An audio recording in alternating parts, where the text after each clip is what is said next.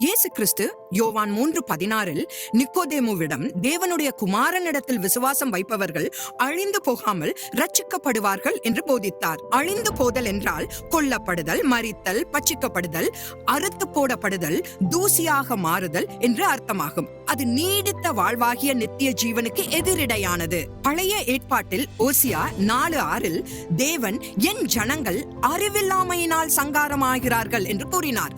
தரிசனம் இல்லாவிட்டால் ஜனங்கள் சீர்கெட்டு போவார்கள் என்று நீதிமொழிகள் 29:18 கூறுகிறது.